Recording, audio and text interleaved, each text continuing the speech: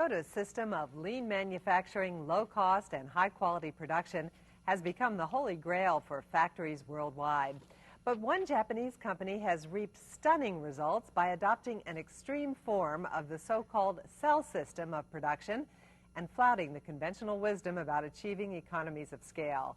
Lucy Kraft reports. You don't get much further from the modern mass assembly line than this. Each of the 140 women on this floor essentially runs a self-contained factory of her own, building an entire product from start to finish. The plant has a leisurely mood. It's as if each worker were assembling her own model airplane. No production quotas, no docked pay for mistakes, no time clock to beat. Supervisors who gently praise instead of nag or criticize. And not a single instruction manual. Instead, a computer screen gently guides workers through the hundreds of steps and thousands of parts that go into a commercial printer. On cue, a carousel swivels so that it's impossible to grab the wrong fastener.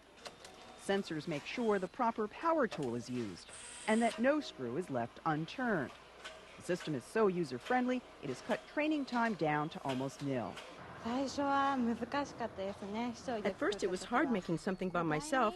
By the 5th time, I got used to working at my own pace. It's fun. Mini factories seem to work best when products are labor-intensive, come in many models, and are made in small lots. Yet even Toyota has joined the hundreds of companies trooping here each year for a closer look. This system is so foolproof that literally anyone can walk off the street and assemble a printer, even me.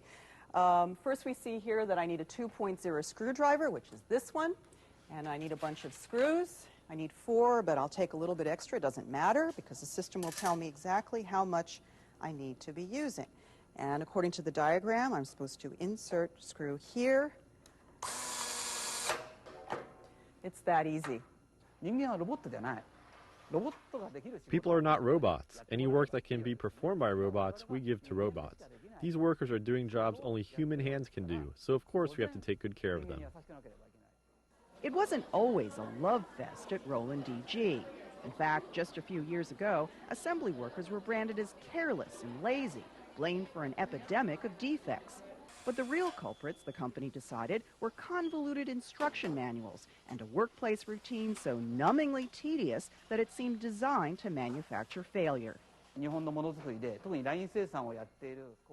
Japan, line manufacturing demands that everyone perform at the same level of competence. It's like expecting everyone to be a Tiger Woods. That's unrealistic. People vary in physical strength, technical acumen, and experience. We don't want everyone to be a Tiger Woods. We just want everyone to love playing golf. So far, Roland DG keeps hitting a hole-in-one. Defects are history and sales are soaring. This fiscal year, sales are forecast to more than double over 2002 when the factory was overhauled to $230 million. Profits for the same period set to jump more than 5-fold.